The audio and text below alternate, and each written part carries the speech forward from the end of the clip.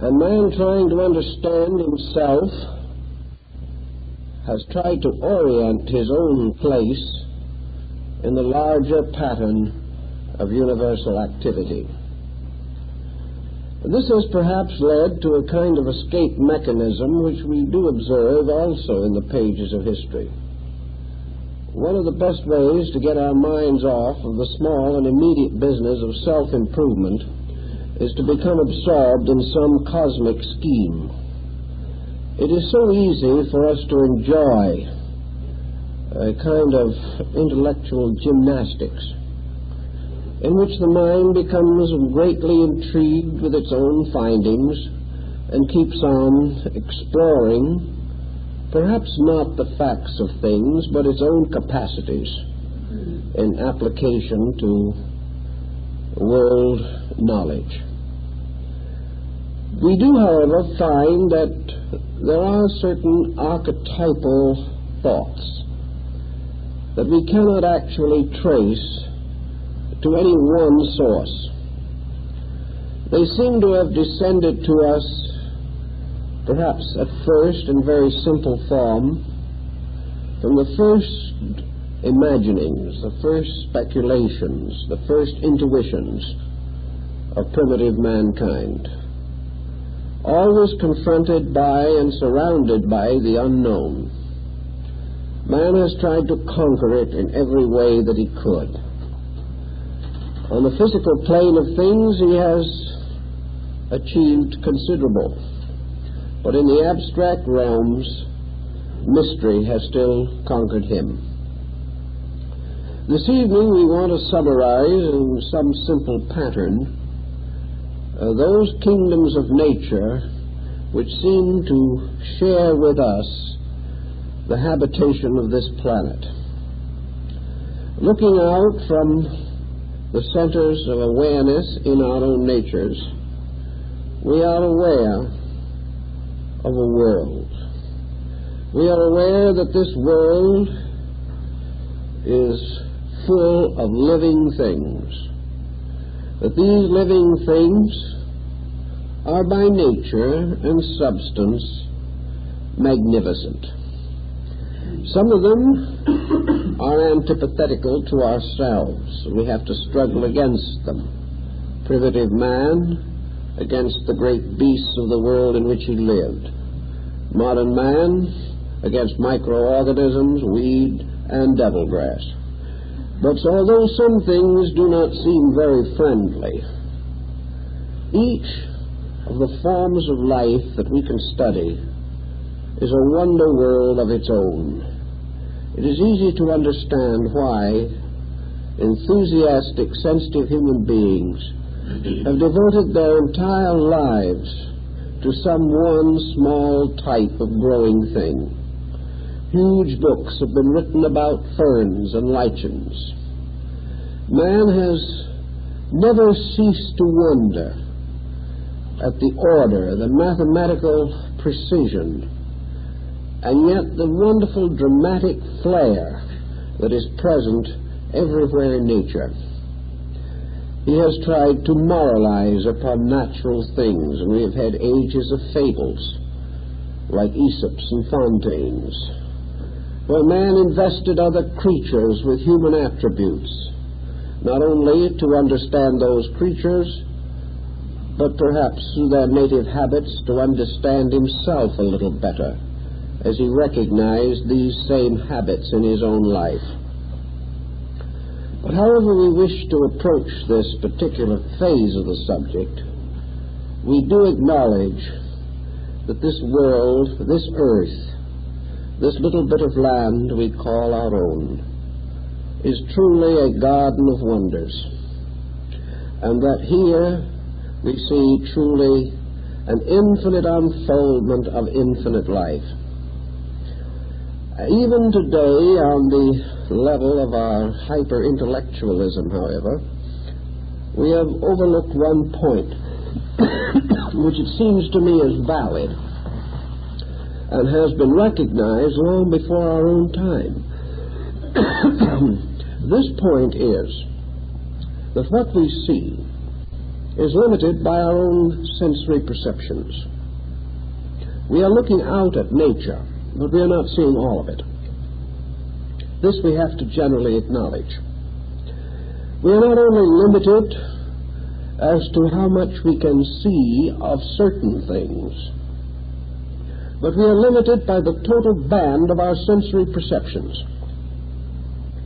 Anything that is outside of our own faculty, power to discern, simply does not exist. Sometimes some evidence of other things may come to our attention, as occasionally a mariner at sea will discover some form of life from far below the surface that has come to the surface either in death or in some phenomenal circumstance.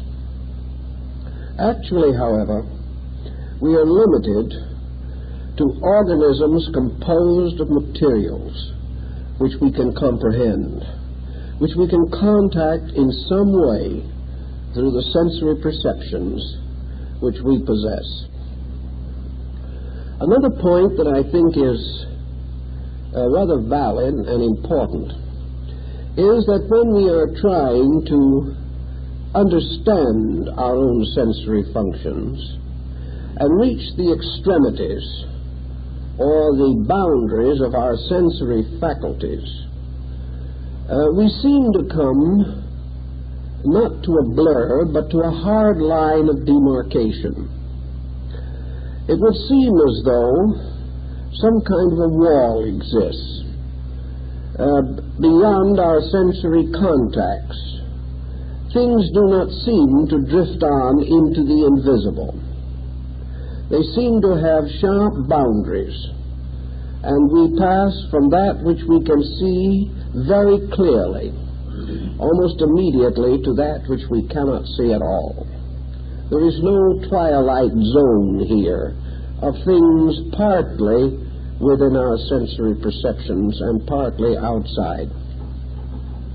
This is true at both ends of this gamut of perceptive power. At the lower end, we pass down into the mineral kingdoms, and perhaps a wee bit further. And then suddenly we are in the midst of the invisible. As we ascend, we go through the estate of man, the highest creature that we are able to actually cognize. And immediately beyond man again is the unknown. We are not able to see the trailing robes of some superior order. They remain invisible. Man, however, has developed certain extra faculties, and under some special conditions, these seem to reveal a little more than our ordinary perceptions would include. But what these extrasensory perceptions seem to mostly do is to reveal a little more about the things which we already see. Perhaps, for example, we can observe the magnetic fields of bodies. We have already seen the bodies. We see just a little more of the energies which maintain them, energies which we have long assumed to exist, because even from the beginning there were these persons with extrasensory faculties which gave record or reported these things. They were not always believed in their own time, but the tradition lingers. And as we come to a more adequate knowledge in our present day, we are confirming far more of antiquity than we are disproving. But we are in a world in which, for practical purposes, we see about us four essential kingdoms. And the Paracelsians and the Greeks, some of the Asiatic peoples, related these kingdoms to the elements, and gave us the general arrangement that there are apparent to us in this world four ascending orders of organic structural life. The lowest of these, we sometimes question whether it is organic or not. But at least it is visible. It is an integration. It is a compound. And from this compound, we can gain certain insight because we can see it. We can touch it. We can know it by such faculties as we possess. Therefore, the lowest of our kingdoms is the mineral. And above the mineral is the plant. Above the plant, the animal. And above the animal, man. We make this differentiation not without certain arbitrary consistency. There is certainly a clear distinction between minerals and plants. There are, however, forms of life that seem to act as bridges between these, such as the lichen, where we seem to see growing minerals. And the Paracelsians tell us that all the elements in the earth are growing minerals, but their growth is so slow that we are unable to notice it. But this growth is responsible for the vein-like structures of minerals in the earth. Between the plant and the animal, there is also a fairly clear line of obvious demarcation. The animal has additional faculties, powers, sensitivities, which we are not able to see in plants. Yet again, there are plants that seem to be developing nervous systems and organisms. We know, for instance, the flycatcher plant, which not only moves, but lives upon animal or insect food. We also realize that there are other forms of plants, like the sensitive plant, capable of motion. Many different links seem to bind these worlds together also, but the realms themselves are comparatively clearly marked.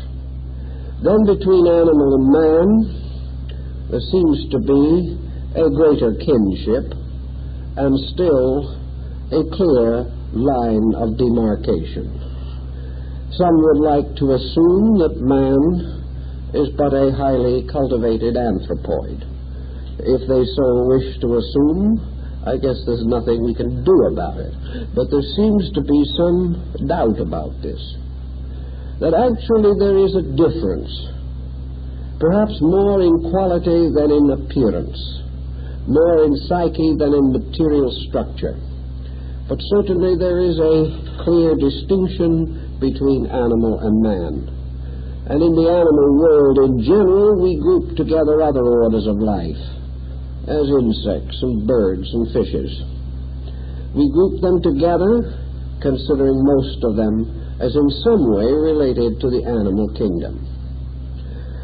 Then we place over this kingdom man. We might want to say that he is part of the animal world because he is a mammal. We might want to say that he is merely a beast on his hind legs, and some certainly seem to support this point of view. But all in all, man seems to be a creature peculiarly possessed or obsessed by a kind of mental force, a mental principle. Man is certainly the only animal that actually measures the duration of its own life. Man is the only animal probably that kills for pleasure. Man is the only animal that can worry about the future or regret the past. Man is the only animal also that has to be educated because its natural instincts have failed. Thus man seems to have a uniqueness about him, and some people like to assume that the simian is a kind of link between the animal and the man. Even as the various lichens are links between the mineral and the vegetable kingdoms. So we finally come to this point where man seems to stand upon the apex of this way of life. We don't see anything beyond man. And even if we think we're going to have a visitor from Mars, he turns out to look very much like us. So that with the exception of certain possible overtones, we see very little beyond the human state. Visibly, our faculties seem to go no further. We are not able to actually see a form of life superior to man, except in the large, abstract, astronomical sense, in which we can see suns and planets and luminaries, which perhaps in many ways belong to a race of giants in the sky. But man has become the boundary of our faculties, because it is only with our own humanity that we judge, and we can judge only our own humanity, or those degrees or steps which led directly to it, which we call the other kingdoms of nature. But when we study man, we have to move now into another dimension, because that which makes man man and separates him from the beast is not visible. We cannot reach our understanding of this part of the problem simply by following the old patterns of natural history. We have to look for something else.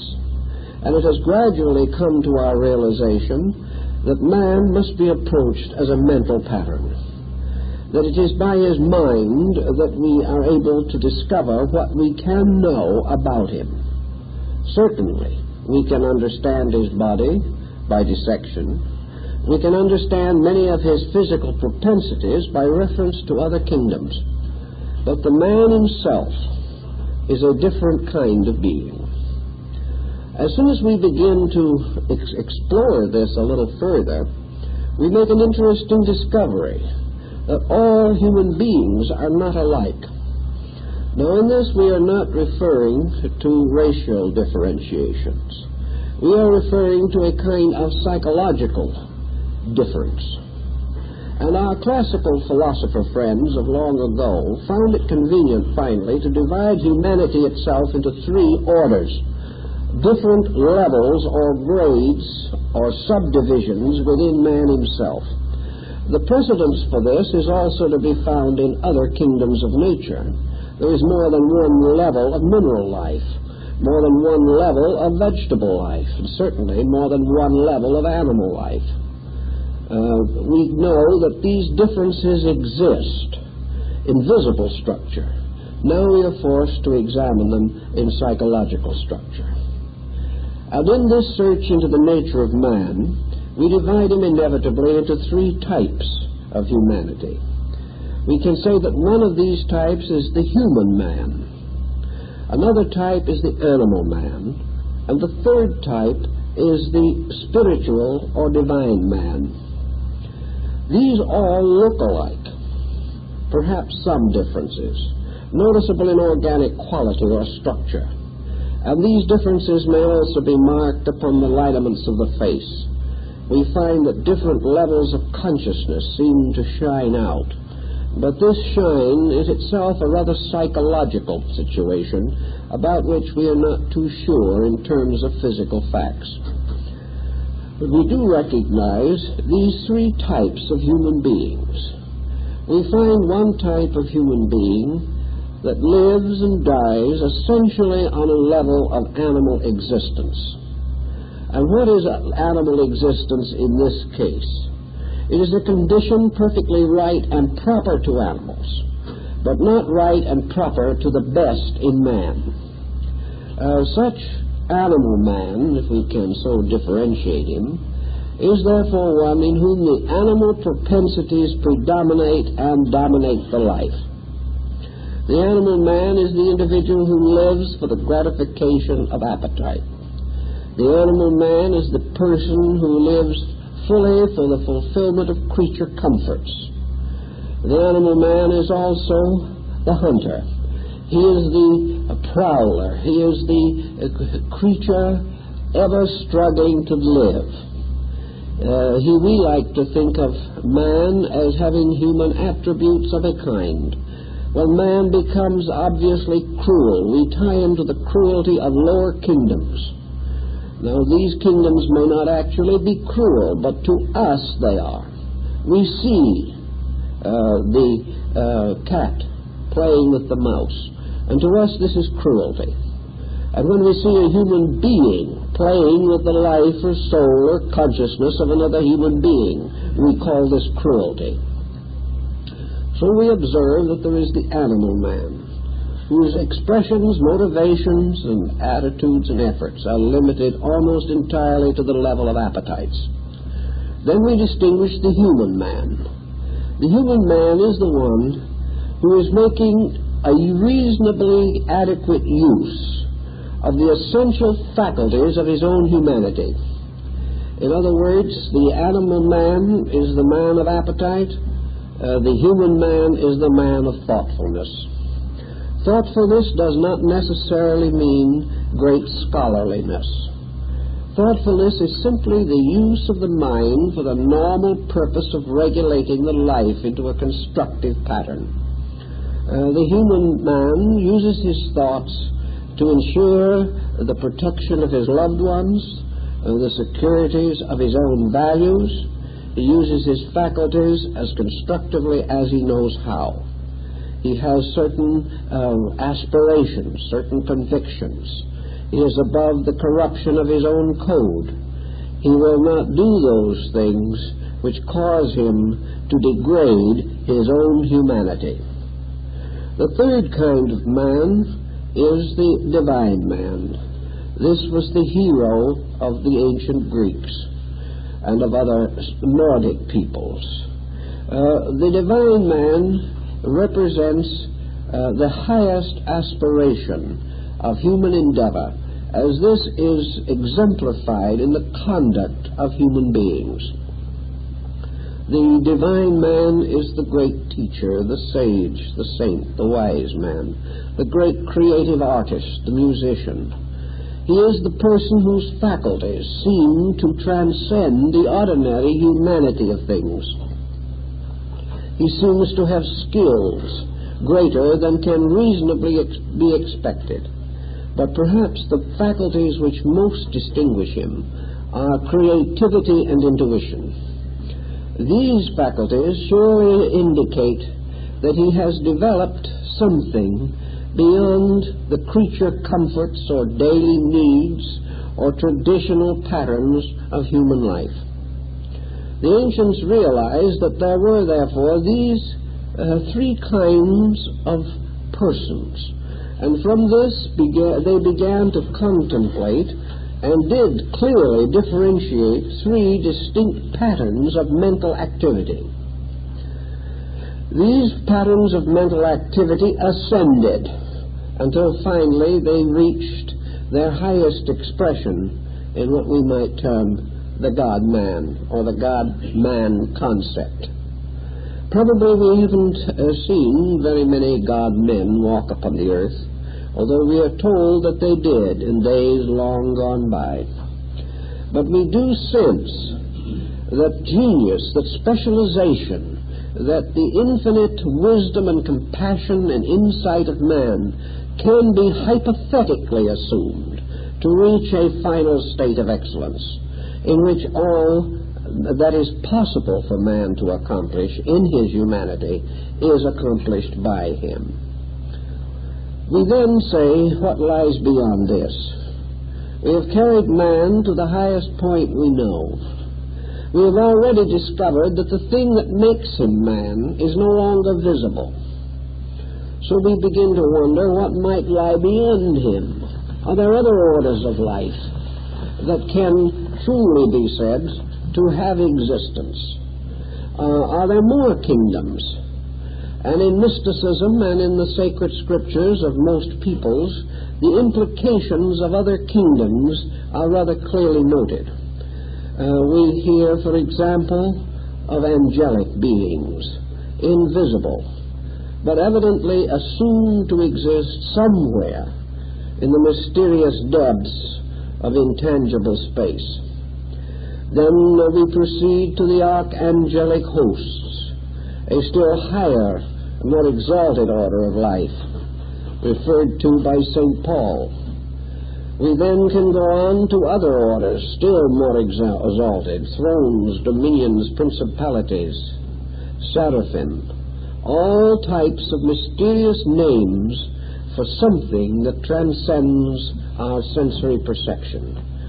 The philosophers came to the very simple solution that what we see of the kingdoms of nature are the visible rungs of a ladder, and that these rungs continue to ascend behind the clouds which obscure our sensory perception, and that all these rungs or levels together represent a great theater of evolutionary process, that just as surely as we can trace growth from the least to the most of visible things, so this growth goes on and on into higher orders that we do not have the faculty to perceive. The philosophic thought about this is rather clear if we wish to rationalize it, namely that what we do see cannot exist without the presence of other things we do not see. The visible cannot be suspended in a vacuum. The visible is obviously a part of something. It is as though we saw the trunk of a tree, but we cannot see the branches or the roots. Yet the trunk of the tree requires that the root be there, whether we know it or not.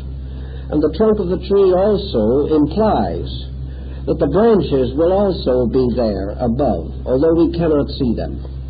For without the root and the branch, the trunk of the tree has no purpose for its own existence. This type of thinking was used in ancient times. Now, an interesting parallel speculation relating to this is to go to the lower end of our ladder and try to determine, if we can, what lies beneath the mineral levels. The moment we begin to think in terms of this, our physical perceptions and our mathematical skills begin to break up matter into invisible units which finally become units of energy. Thus we assume that all things physically less than the mineral are to be determined by still more elementary compounds, until in some hypothetical point in the remote distance of belowness we come finally to the common denominator of everything, life itself. So the physicist and the physical thinker is simply prepared to allow that the mystery of growth extends downward into forms that we cannot fully or truly see, or which we can recognize only as parts of higher organisms, until at last nothing remains but a mathematical formula which can be diagrammed, but which cannot directly be contemplated in its substance or its reality by any faculty that we possess, even with the aid of the most powerful microscopes and other scientific instruments. The ancients had a little different attitude about this. They contemplated the possibility that these lower kingdoms actually were also orders of entities, that they represented kingdoms of growing things, of which the mineral was a summit for them, just as man is a summit for the visible patterns of evolution. To understand this, we must approach our problem in another way, and that is to try to determine what constitutes aliveness, what constitutes the moving consciousness of things, as these things become less and less obvious to our sensory perception. We can take one that is comparatively simple for our present purpose and use it as a key to all the others. What about the mineral? Minerals, gems, metals, and other mysterious substances, elements within the structure of the physical matter of Earth. What do these formations have in the term of consciousness? we contemplate them. We say to ourselves, they do not move. Therefore, they do not have plant consciousness as we understand it. We are not yet ready entirely to accept the Paracelsian theory that they grow, but we must come to this perhaps. Certainly, they share with the plant kingdom a magnificent coloration. There are all kinds of wonderful colors hidden in the earth. They also have some kind of participation in the great geometry of existence. For many of them, particularly crystals, in their fission show regular mathematical progressions of forms. These same minerals do not have voice. They do not have digestive systems. They do not have any of the general faculties that we know of animals. We sense no emotion and no passion in them. So we go on and we say also they are lacking the human faculties. We have no proof that minerals can think. We have no actual proof, however, of very much of anything about minerals, except their forms and their colors, and such organizations of them as we may make in mineralogy for our own satisfaction. Suppose we say to ourselves now, are there other dimensions of consciousness different from our own? Man, growing up through these kingdoms, has been objectifying certain consciousness faculties. He has gradually built an instrument capable of maintaining human consciousness. Suppose we say to ourselves, where was this consciousness before these bodies were built? Did consciousness, as the material scientist would like to suggest, simply result from growth? And if consciousness resulted from growth, what directed growth? We must either assume that there is some law or pattern superior to growth, or else growth itself becomes pretty much of an impossibility. What is the nature of this growing something that bursts through all of the kingdoms of nature? What is this life that is struggling upward by this great evolutionary process? What is this power that is building ever nobler mansions for its soul? This is a good question, but not a popular one at the moment. For even after all this time, these ages of thought and speculation, we have no valid answer that can be accepted by the scientifically trained person. He will not accept reason, no matter how reasonable it may be, but he may have to someday, because there is no other approach to this problem unless man can break through the barriers of faculty limitation which he now possesses. Suppose we would like to say for a moment that consciousness is not only growing upward, but is moving outward or across a line between subjectivity and objectivity. That consciousness itself, in the process of moving into embodiment, moves from a certain place to a certain place, and that in this motion, consciousness itself passes through changes or modifications. The philosophers of old liked to assume that there was an archetypal consciousness that made up as a unit, as a total pattern of itself, the so-called seven kingdoms of nature. This archetypal consciousness was one being, moving into embodiment through seven levels or steps. And that what we call evolution is the evolution of the essential consciousness of the earth itself through the various stages and levels of which both the mineral and the man are manifestations.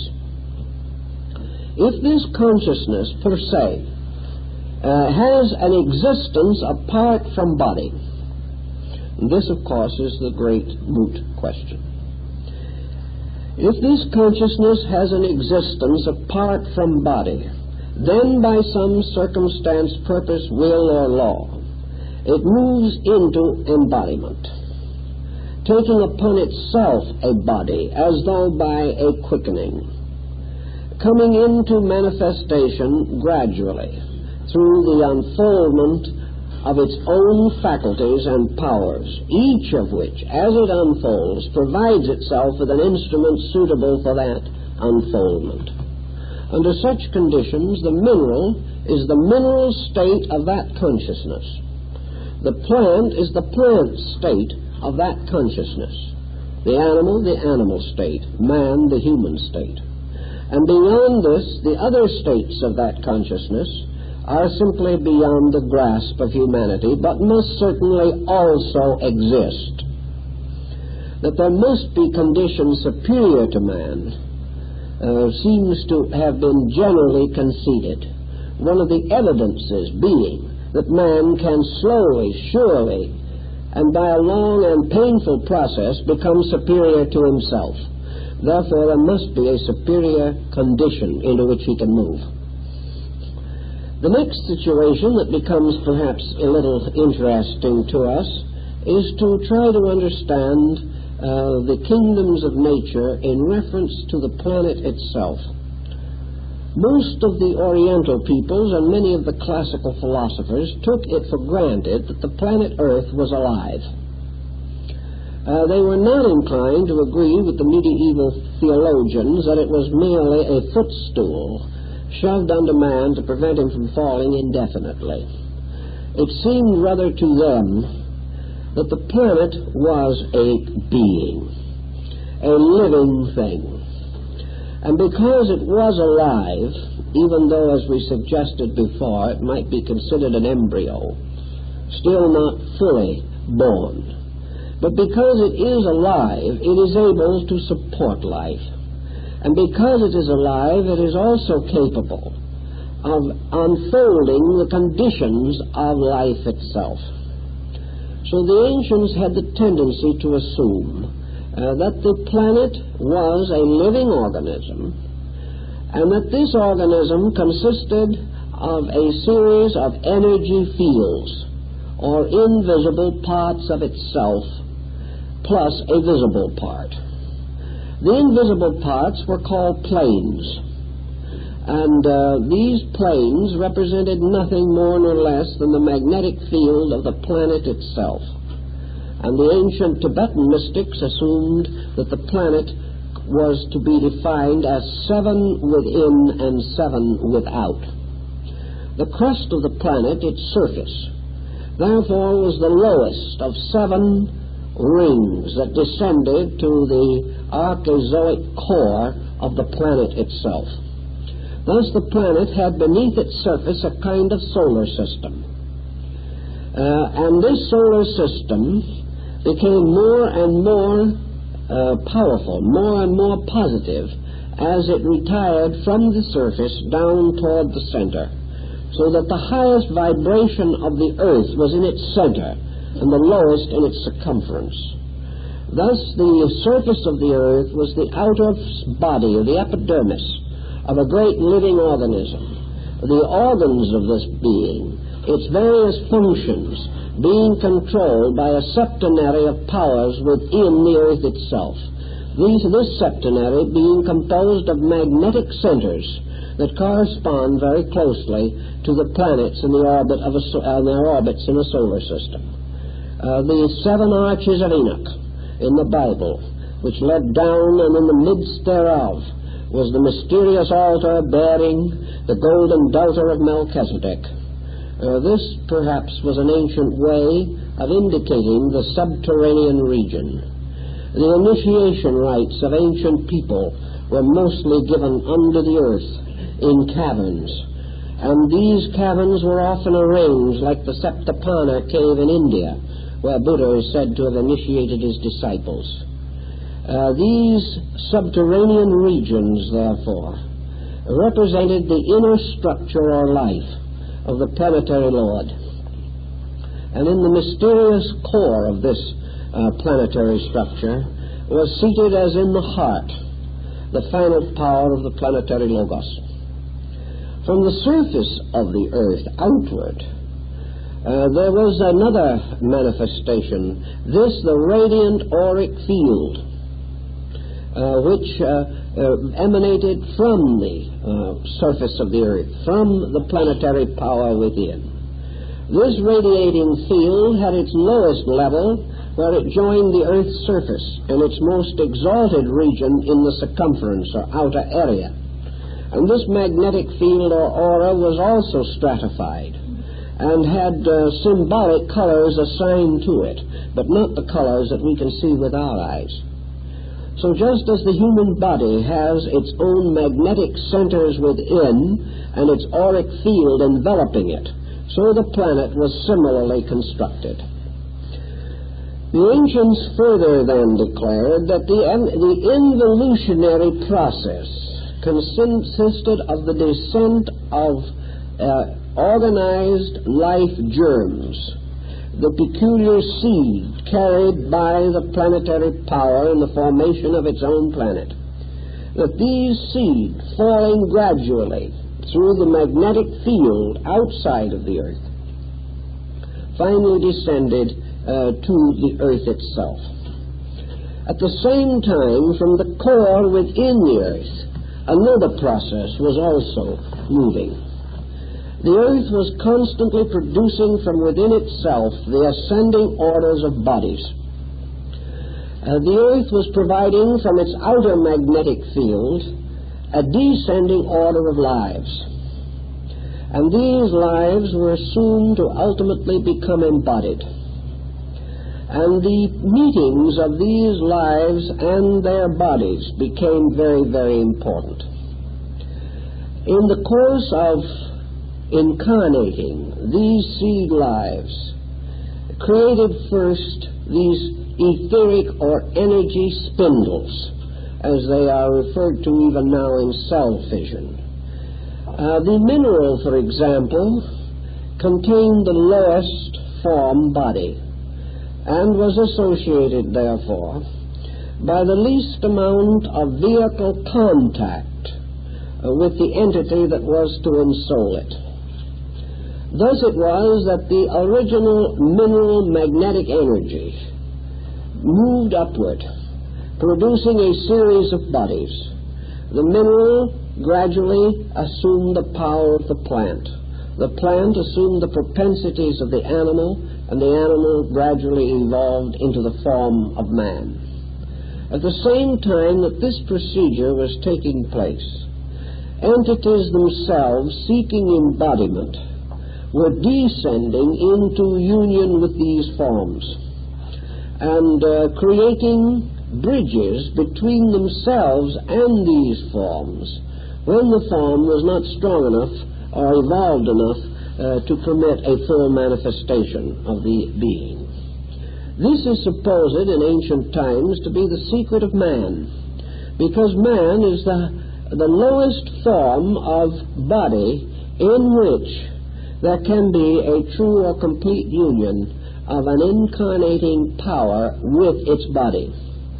Man, therefore, is the lowest of the creations of the solar system in which its own spiritual germ can be incarnated. In all lower kingdoms, this germ must remain in the magnetic body fields of these creatures. It cannot enter into the body itself. The body is not able to maintain it. Therefore, in the lower kingdoms, the consciousness works upon the body. But in man, which is the lowest kingdom to be ensouled, the consciousness at quickening enters into the body and works through it. Now, this presents us with a rather interesting pattern, for it begins to give us a suspicion that other kingdoms of nature are not without consciousness, but that consciousness is not tied to body, as it is in the case of man.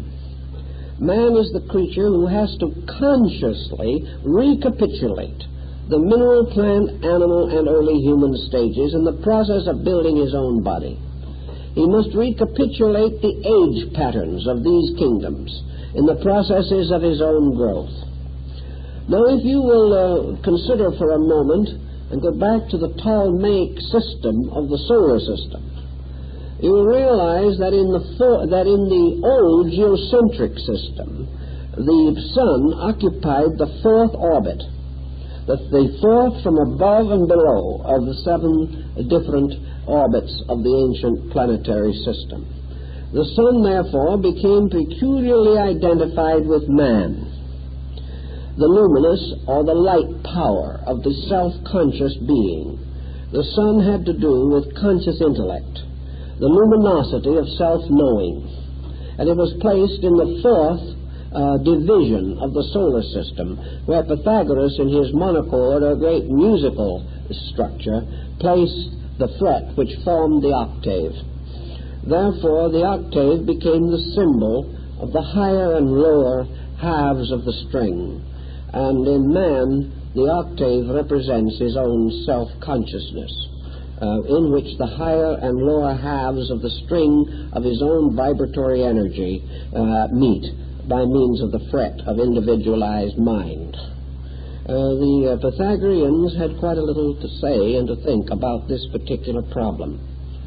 One thing we do not know, and probably we will not know for some time with general certainty, although there may be a few who have intuited it in themselves, and that is, what is the consciousness of these living things, while this consciousness is not involved in body. Can we say, for example, that the mineral has a conscious existence apart from body? I think we must assume that it does. We must also assume that the plant does. And we might also assume, if we so wished, that the consciousness of these lower kingdoms at this time may be greater than our own. The reason why it is greater is because it is not limited by involvement in body as ours is. The consciousness, therefore, is more in the state of the unborn being, the human being, before quickening. If we wish to assume that the consciousness of man only comes alive in the process of embodiment, as the materialist does, then we have no consciousness behind this process at all. But if we wish to assume that man coming into life is a living thing becoming embodied, then we must assume the same of the other kingdoms of nature. In relationship to our patterns, they may seem inferior. If our own consciousness could experience them, perhaps they might be inferior in certain particulars to man. Certainly they would be inferior in the experience of mortality. They would be inferior in the power to use and administer the faculties which man has unfolded and has ensouled with his own consciousness. Here we get very, very close to our Buddhist problem again. Namely, what is the state of consciousness for a creature that is not involved at all in any form of matter? What is the consciousness of the individual who has never assumed any of the limitations of human consciousness? The answer would appear to be that this consciousness would be nirvanic, that it would exist in an entirely different dimension from any that we know. That existing in this dimension, it may be perfect. It may be infinitely enlightened in comparison to ours. That it has to have some need or reason for embodiment should also be contemplated, however. That this consciousness perhaps then follows the parable of the prodigal son. For the good son who stayed at home was but slightly rewarded. For him there was no banquet, no feasting, because he was good. He was not rewarded. But the son who went forth as a prodigal and went through the cycle of sorrow and pain and finally, out of a resolution of his own soul, was determined to return to his father's house and ask forgiveness. For him there was a banquet. And when the good son asked his father why, the father answered very simply, because the prodigal son, was lost and is found again, died and was born again. So apparently the involvement of consciousness in form is part of a great universal pattern of necessity. It is the great Greek spindle of necessity around which all things move. And in this concept, therefore, the consciousness which has not entered into form involvement must be deficient in something. But at the same time, it may also possess other things. If it is deficient in mind, it is also deficient in disobedience. If it has no virtue, it likewise has no vice. If it is not capable of pleasure, it can know no pain. And therefore we observe the various kingdoms of nature growing up according to a strange and absolute integrity which is missing in man. We observe how these kingdoms are perfectly administered, how the creatures of these kingdoms intuitively recognize their own needs, their own destiny, and fulfill. We have no way of knowing how the plant, from a standpoint of consciousness, functions. But as Leonardo da Vinci pointed out, the way in which branches come off of the stalk of a plant, the various patterns of its leaves and flowers, indicate an absolute geometry beyond almost anything we can imagine. And all the great canons of art and beauty which man has evolved have arisen from his intuitive receptivity to natural processes. So we cannot say that the plant, which fulfills its destiny with infinite certainty, can be unconscious.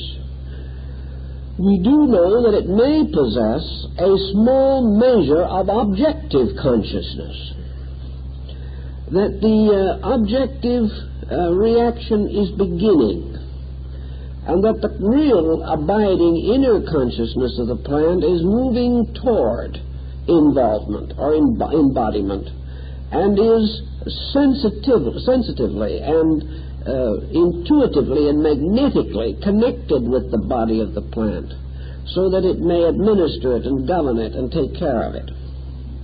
Now there is a theory or belief about these things that the consciousness of the various groups of the lower kingdoms has not been individualized.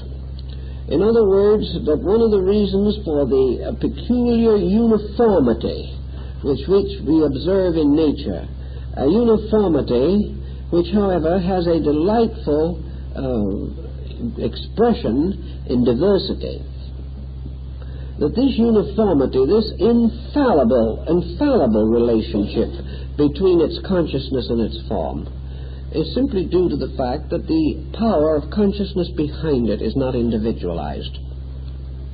The Paracelsians and other medieval Christian mystics believed in the group spirit theory.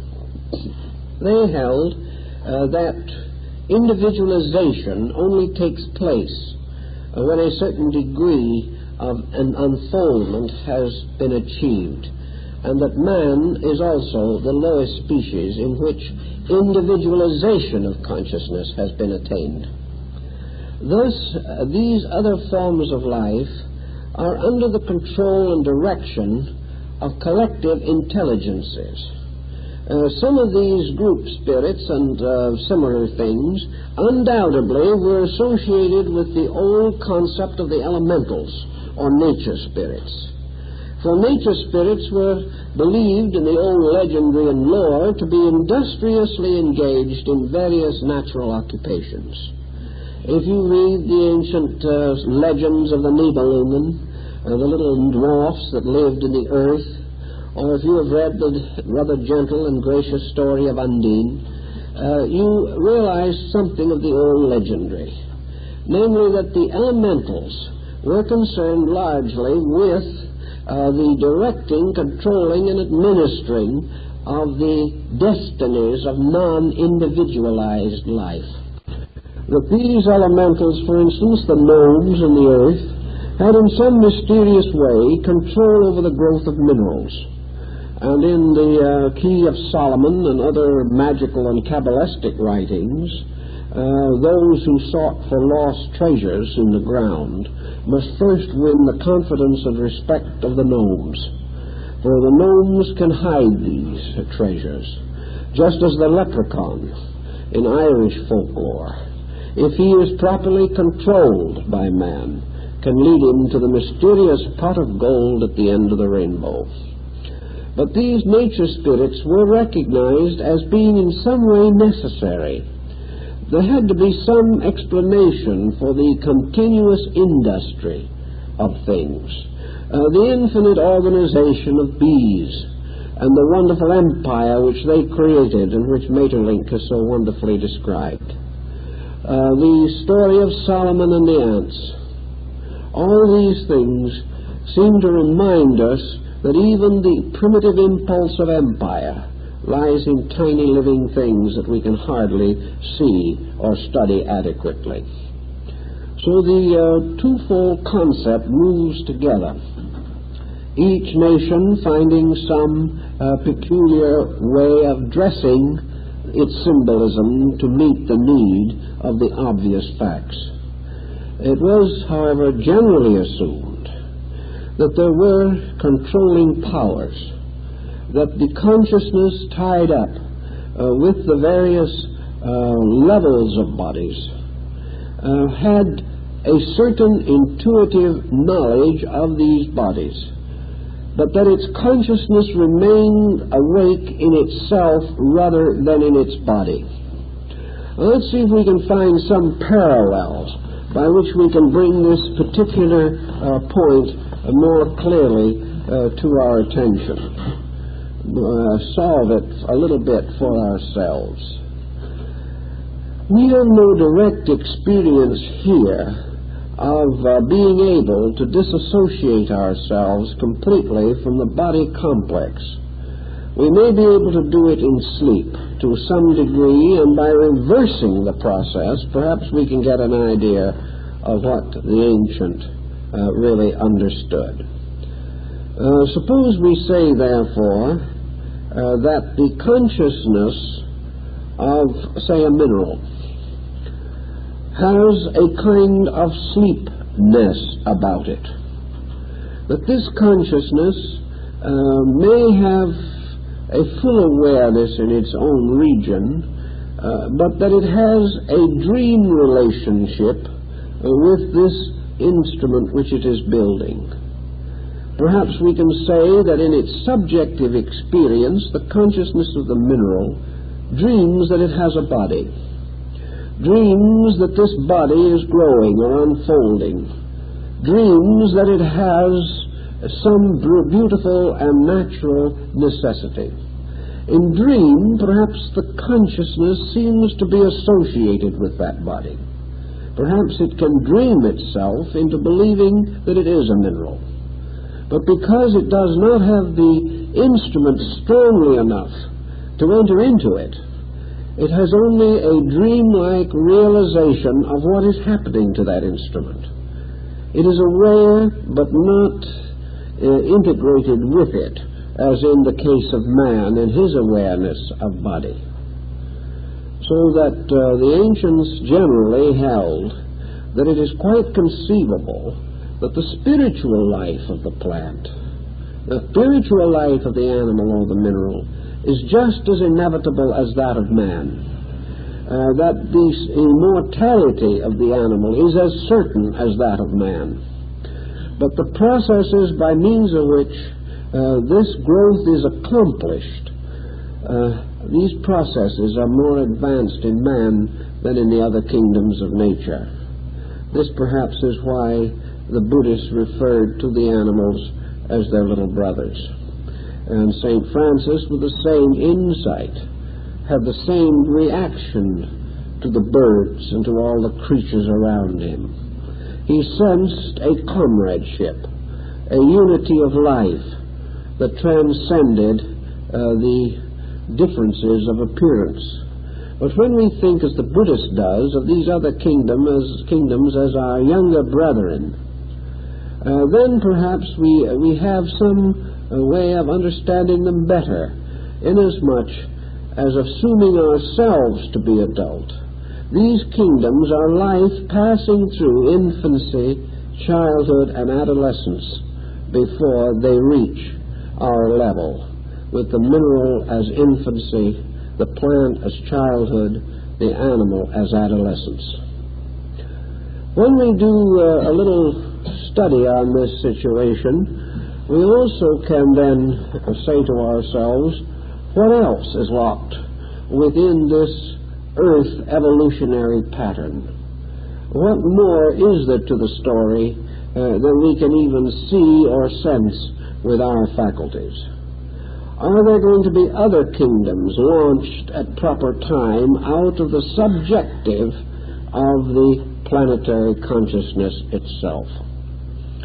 In all probabilities there are, for the simple reason that the consciousness is infinitely seed-producing. Everything is seed life in various stages of the unfoldment of itself.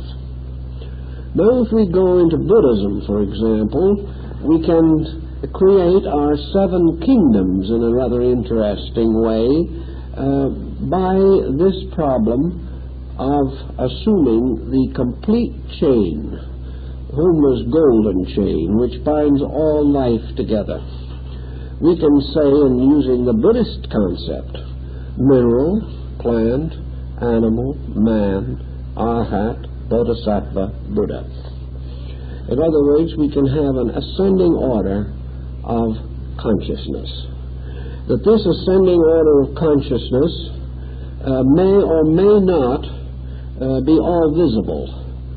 The apex of the pattern in Buddhism would be to place man on the 4th level and to declare Buddha, the historical Buddha, to be the example, as they did, an example, for they never made it unique, an example of the transcendent possibility of human attainment.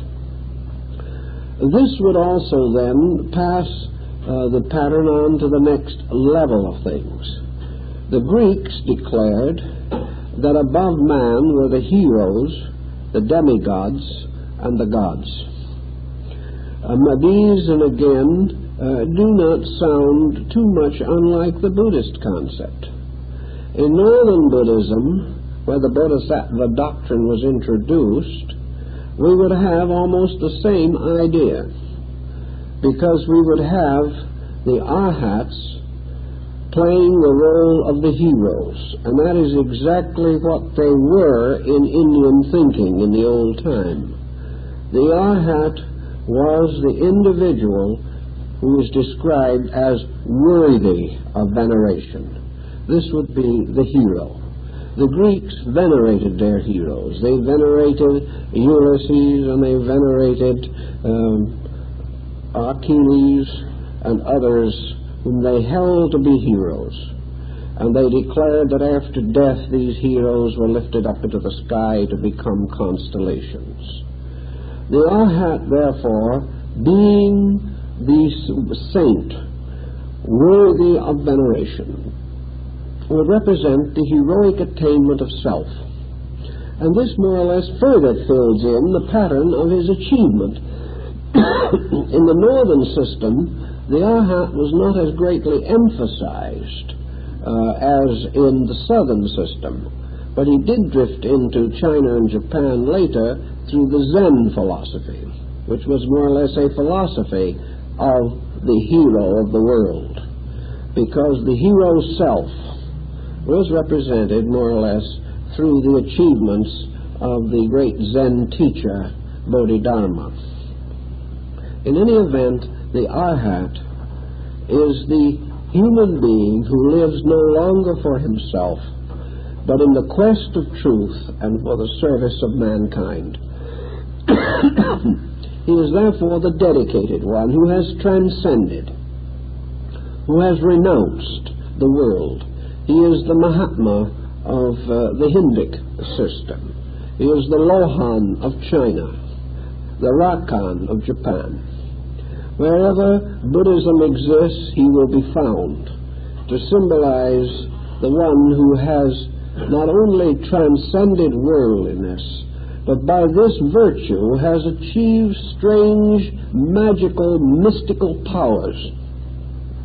He is the individual who we might say has the extrasensory perception range. He is the one who can see at a distance, who can travel through the air, who can ride on dragons, who can do all kinds of weird and wonderful things, some of them very important, some of them symbolically sounding a little silly, but it's all part of an elaborate symbolism. We can't forget the old Arhat, for instance, who made a fountain in his water bowl and went around with a little fountain playing from the top of his water bowl. This hardly changed the course of spiritual history, but at the same time, it is simply an indication of the power to transcend the limitations of material existence. All the Arhats, whether the 16, the 18, or the 500, or the legions that accompanied them, therefore are the heroes of the world.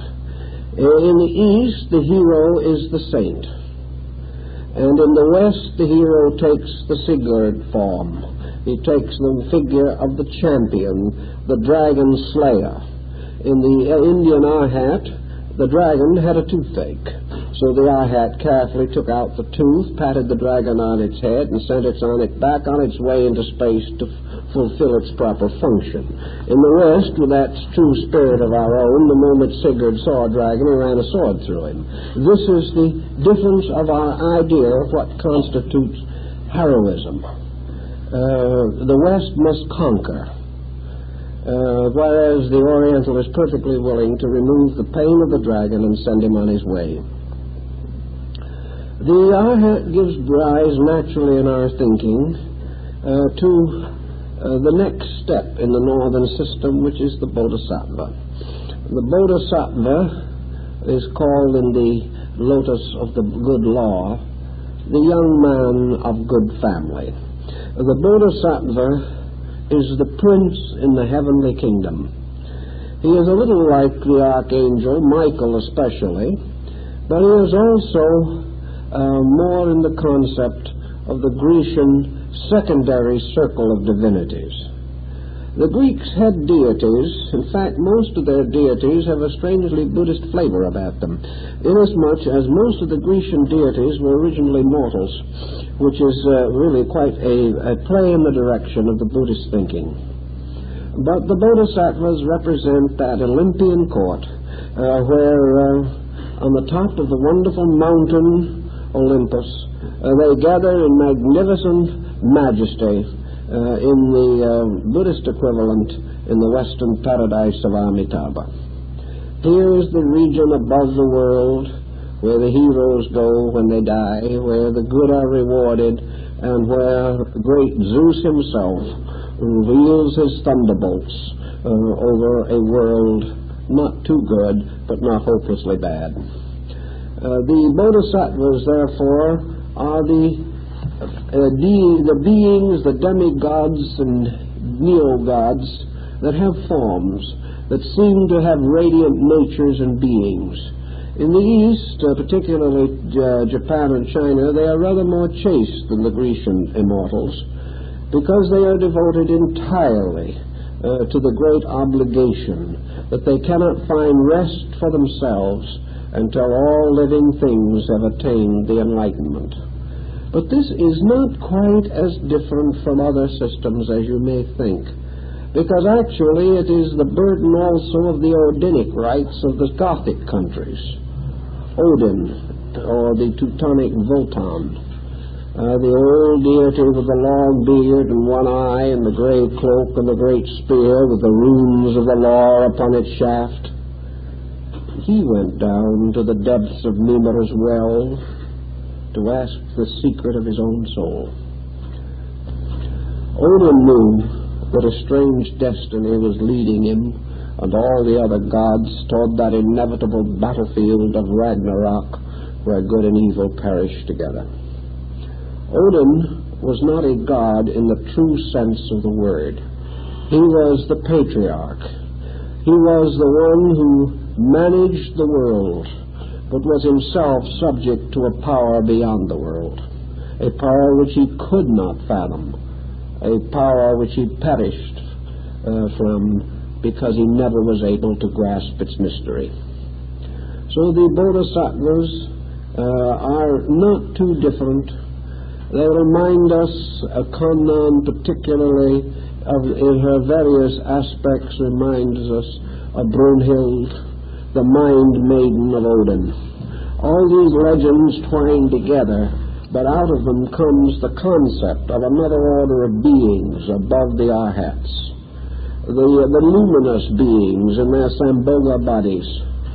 These beings that are never really here, but like the archangels, may even be listed among the saints.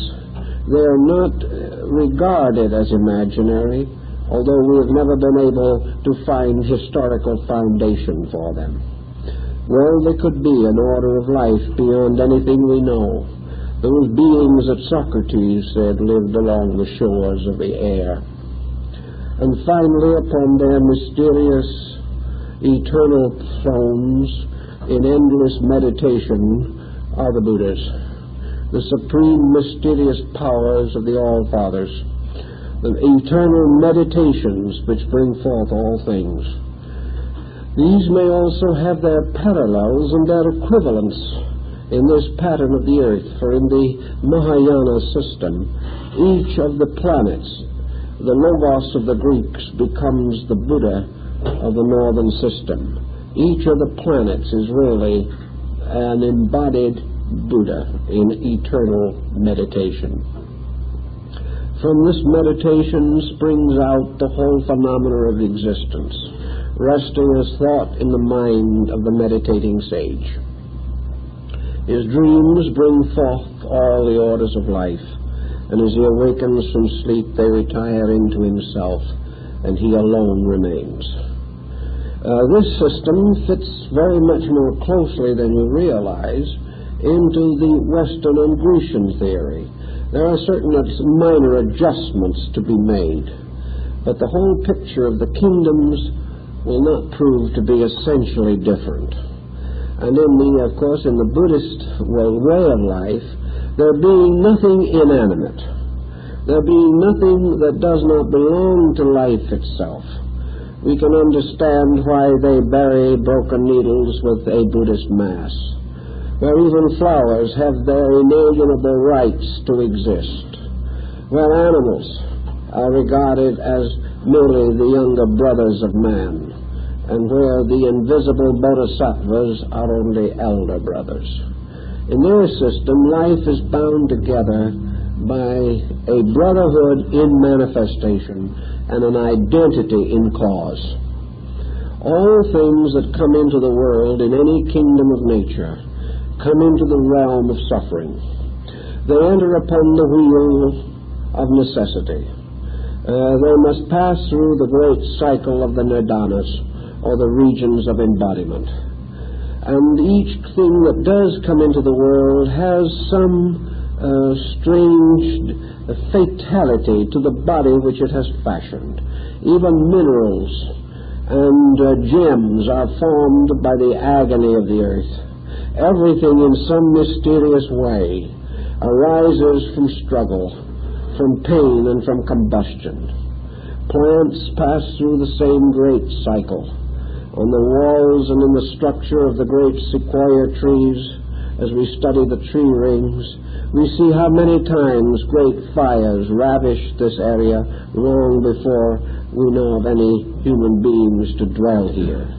Fires from lightning, fires from natural combustion, fires in other places from volcanic outbursts. Everywhere, life struggling against the inevitable destinies.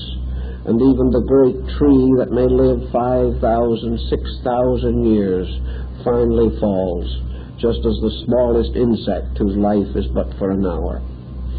So in this whole great struggle of necessity, we find all kingdoms bound together by the brotherhood of suffering. The noble mystery, the fourfold secret that all life is suffering. Therefore, in the brotherhood of suffering, life is fitted together into an amazing and wonderful pattern. And in Buddhism, over this world of suffering and all that it contains is the strange, quiet, radiant presence of the Bodhisattva Avalokitesvara Kannan. Infinite compassion behind, controlling, directing. In infinite wisdom behind these things that seem so strange and difficult to understand. And something of infinite purpose being accomplished by all this complexity and all this misery and all this uncertainty which makes up life as we know it. So we think about the kingdoms of nature and all their various habitats and all their various ways of doing things. And we study them more and more, and we try to discover certain things that are important about them. One thing we have observed, and we do know, is that for some reason man, of all the kingdoms, is the disobeyer. Man is the power which is most likely to exert tyranny over all other things. If man did not have mind, or any other kingdom did have it, man would probably not have survived. It is because of the peculiar tyranny of objective enlightenment that he has achieved his survival at the expense of nature. But in the process of survival, he has offended nature. He has offended the very life that bore him. This offense is not mortal, for man cannot perish. But this offense has complicated his existence and confronts him now with the objective manifestation of his subjective error. So man, becoming in turn a master of all he surveyed, and setting up his own empire, has set it up with the inadequacy and the fallacy with which he has done everything else in his great journey of growth. So as we look back down through the kingdoms of nature, we observe that the whole form of life begins with a strange but infinite faith that life begins as a total acceptance, and gradually, step by step, it evolves into a rebellion. Life begins by some kind of a universal consciousness, a consciousness adequate to all needs, and it slowly retracts or in one way or another crystallizes into a highly personal consciousness that is not adequate for its own needs. But therefore, this whole great pageantry of man, who may have been on this earth, they feel now, for at least 10 or 15 millions of years from fossilized remains recently discovered.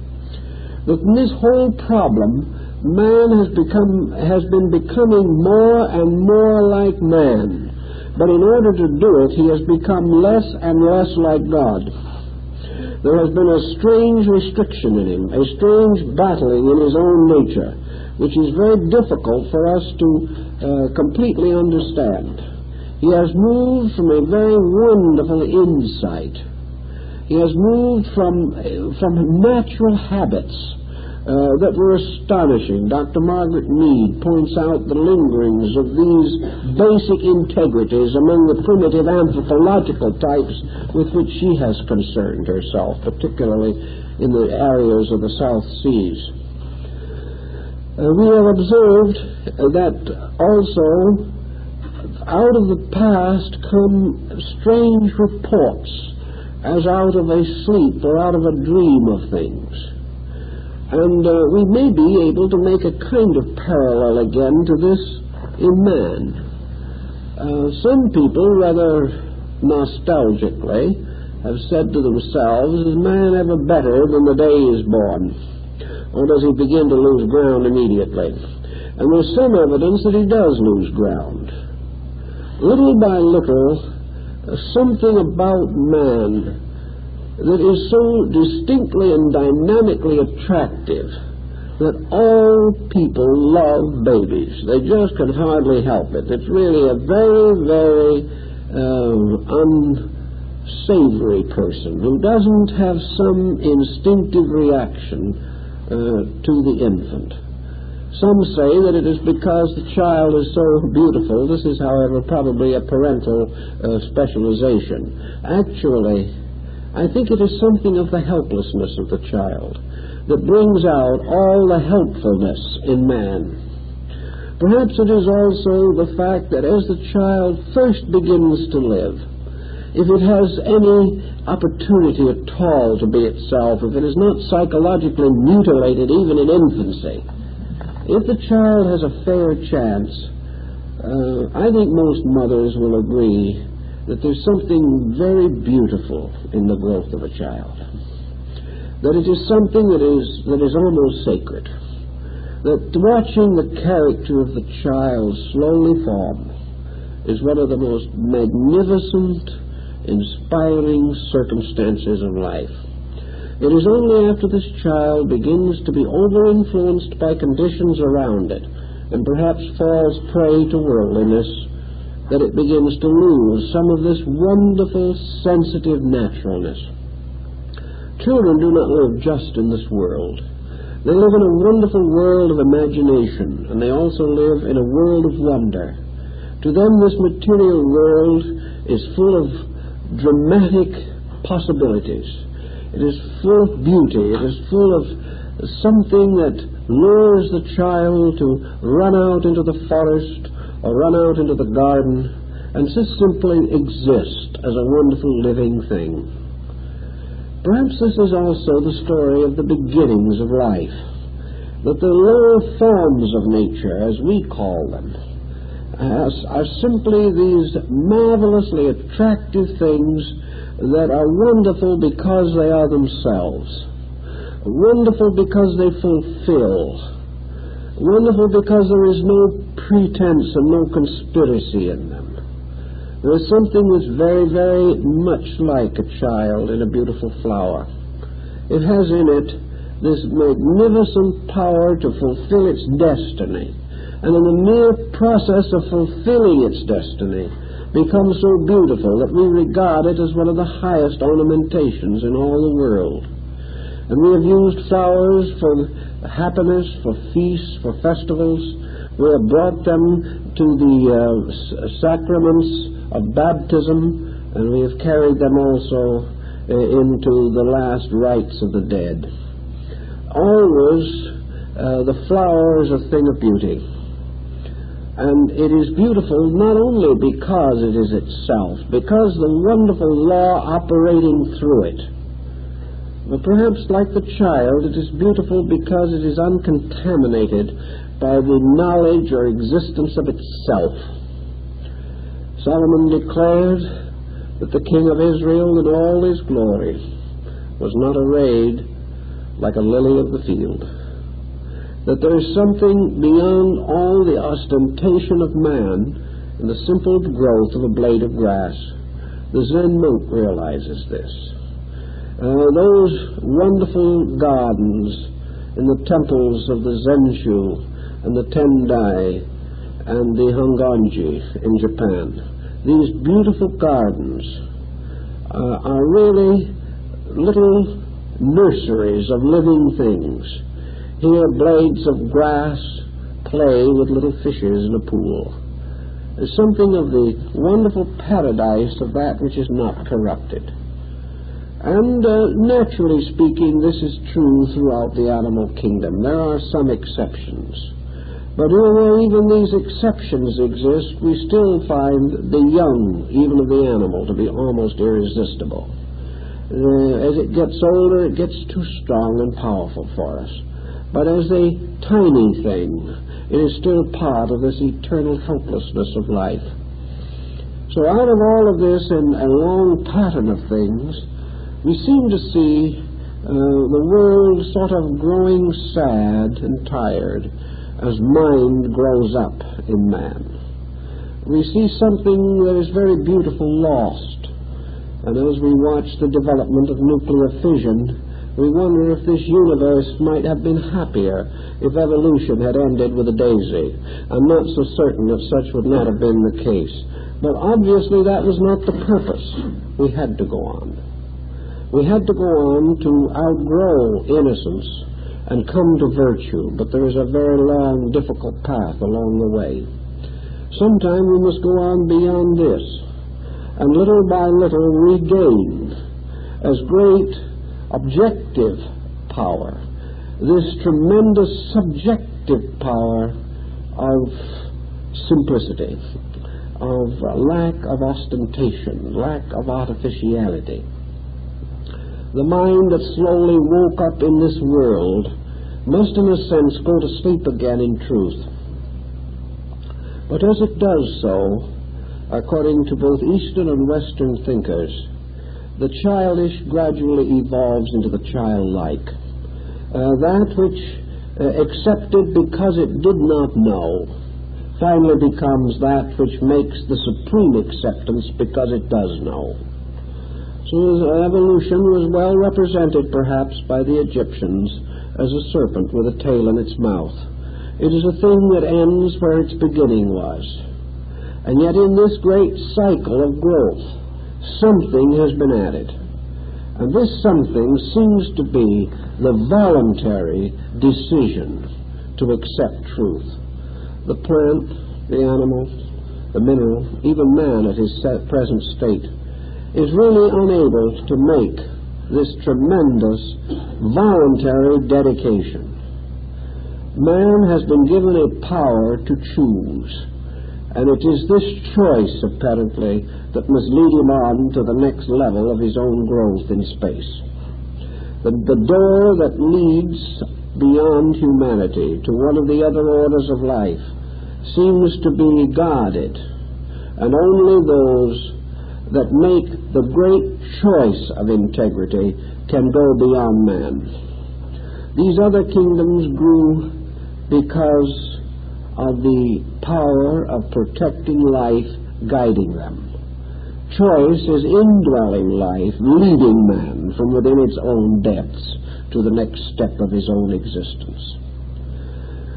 And we can simply point out that these kingdoms of nature have always had very interesting symbolical meanings.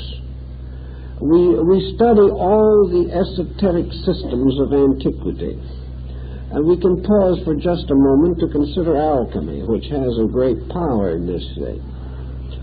All your planets, which represent the orbits or levels of psychic development, are involved in the alchemical speculation.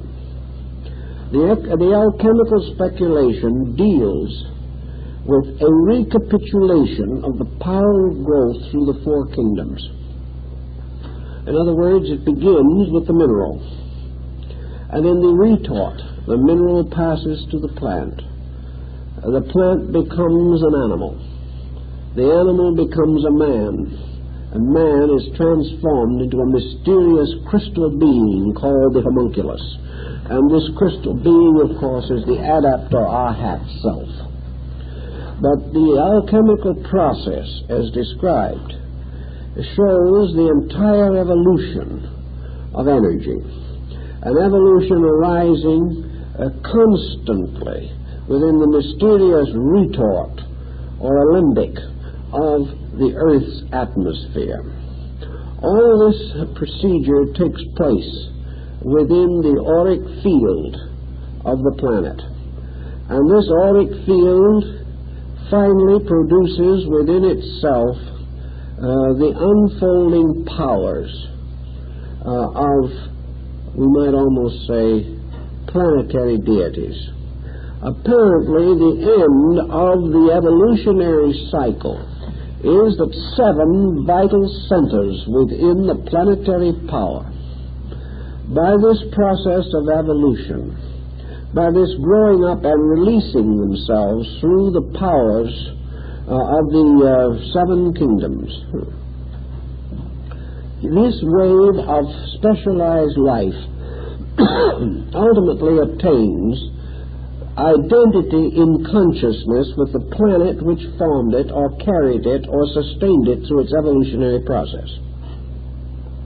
When these waves of evolution become identical with planetary centers, then according to the Eastern system, when the time comes and the planet itself goes into rest or sleep between days of manifestation, the planet having achieved this degree of growth as a total being, the 7 powers, 7 rays, 7 suns of the planet, having unfolded themselves and returned to identity with it, the planet then becomes a sun.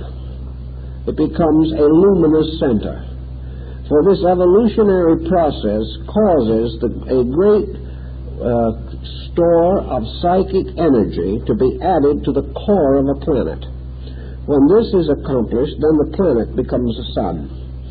When this happens, then these 7 suns of the earth, representing the 7 orders of life evolving here, become the planets of the next order of life, and reveal their races, their orders, their species, and their types through the release of the seed lives within themselves.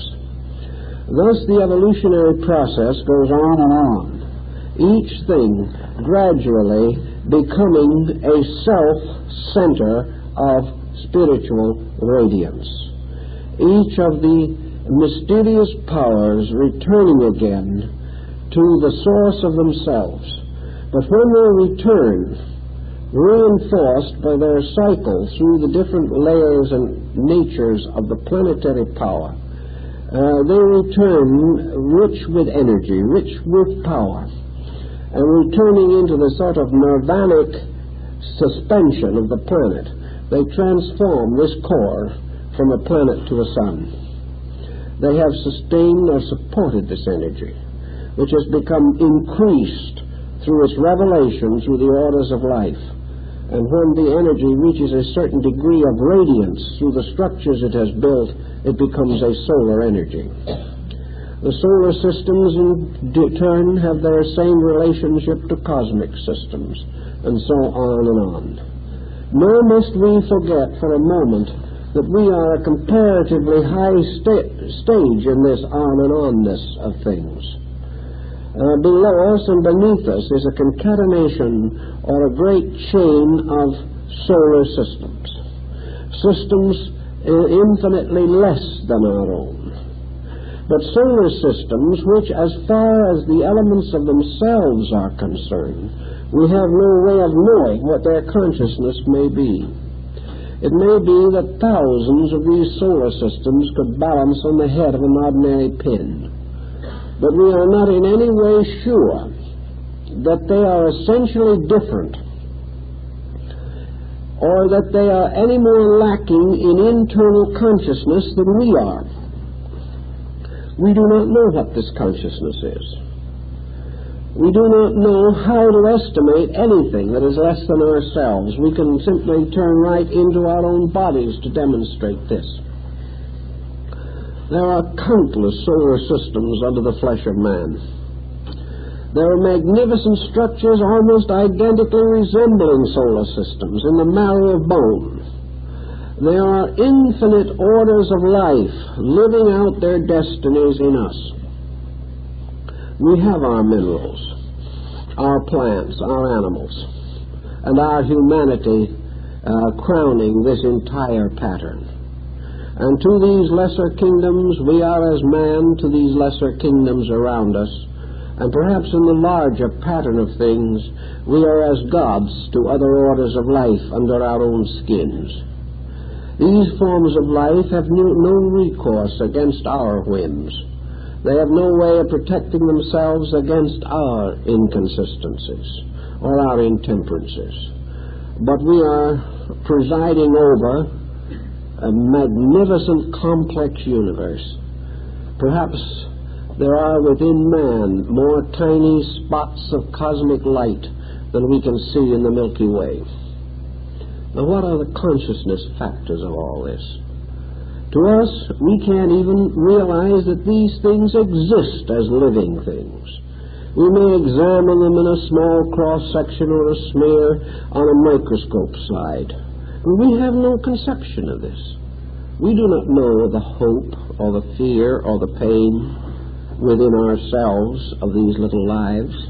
We do not know how many minute organisms that we cannot even imagine might be raising their hands, clasped in prayer, asking us for mercy. We don't even know. From a standpoint of physical thinking, we probably don't even believe that these little cells have any life. But what do we know? For if they are alive, and they have to be, they are in some way tiny manifestations of total life. And if one of the most minute of these little particles was actually to cease, it is reasonable to suspect that the entire universe would perish. They can change, they can be modified by fission and other things, but if one unit of life died, then all things would die. Nothing dies, everything changes. Everything moves from one arrangement and one pattern to another, passing through different levels of consciousness. But what races, what orders, what incredible hierarchies may be in this minute world behind and below us in our evolution? From what almost inconceivable distances have we traveled? What part of our intuition, our psychic faculty, our internal sense has been mellowed and matured by this journey? If we have come an infinite distance to even reach what we are now, what infinite distance must we still travel? Where is the beginning and the end of this great program of growth? And how can we even contemplate it without the transcendent admiration for the inconceivable magnitude of the wisdom that sustains it? How can we doubt for a moment that this entire pattern is the manifestation of an infinite, inconceivable reality, and that this reality, perhaps, is the sovereign God we have been seeking, a God not an irritable old gentleman, but a God that is manifesting forever through an infinitude of worlds, through things so great and so small that they stagger us. They leave us absolutely incapable of thinking through this pattern of our own life. Yet we are here, and we came from somewhere, and into our very bodies are thrown these cells, these structures, these molecules that have also had an eternal existence dancing in some sunbeam of eternity. We are fashioned out of a gathering of infinite life itself. We are moving with that life. We are gradually striving to understand it. We are also looking for that time when in perfect insight we can give ourselves back again to the infinite wisdom of that life.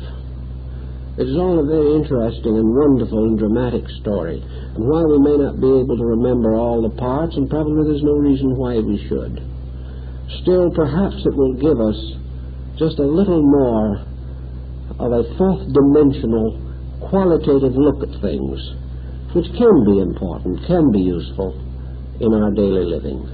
Well, I guess that's all for tonight, folks.